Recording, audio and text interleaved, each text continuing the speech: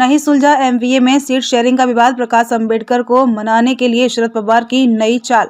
लोकसभा चुनाव 2024 की तारीखों का ऐलान हो चुका है। सभी दल अपनी अपनी चुनावी तैयारियों में लग चुके हैं।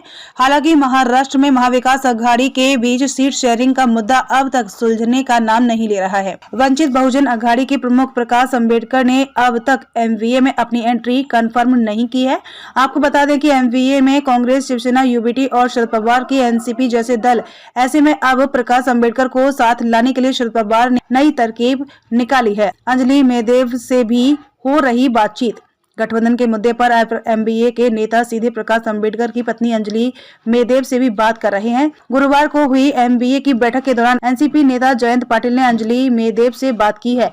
अंजलि ने एमवीए को भरोसा दिलाया है कि वीवीए गठबंधन का हिस्सा बनेंगे। अंजलि मेदेव से बातचीत के बाद एमवीए के वरिष्ठ नेता को लग रहा है कि अब बीवीए ऑन बोर्ड आ सकती है। हार्ड बार्गेनर है प्रकाश अंबेडकर। प्रकाश अंबेडकर को बहुत हार्ड बार्गेनर माना जाता है। उनके इसी स्वभाव की वजह से सीट बंटवारे का मुद्दा इतना लंबा खिंच गया है कि इसके अलावा माना जा रहा है कि अंजलि मेदेव अपने बेटे सुजात अंबेडकर को राजनीति में स्थापित करना चाहती हैं। अंजलि को लग रहा है कि एमवीए के साथ की वजह से बीवीए के उम्मीदवार जीत सकते हैं। क्या होगा सीटों का फॉर्मूला? एमवीए के साथ आने पर बीवीए को 5 से 6 सीटें देने का विचार हो सकता है। गुरुवार को हुई एमवीए की बैठक में जिस फॉर्मूले पर लगभग सहमति बन गई है वो है Shiv Sena UBT 20 seat, Congress 18 seat और एनसीपी 10 सीट। हालांकि बीवीए के साथ आने पर ठाकरे सेना और कांग्रेस अपने कोटे से सीट देंगे।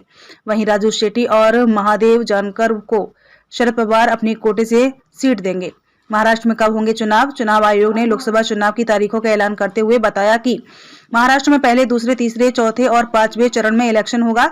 इसमें पहले चरण में 19 अप्रैल को 5 सीट पर, दूसरे चरण में 26 अप्रैल को 8 सीटों पर, तीसरे चरण में 7 मई को 11 सीटों पर, चौथे चरण में 13 मई को 11 सीटों पर और 5वें चरण में 20 मई को ये 13 सीटों पर चुनाव होगा।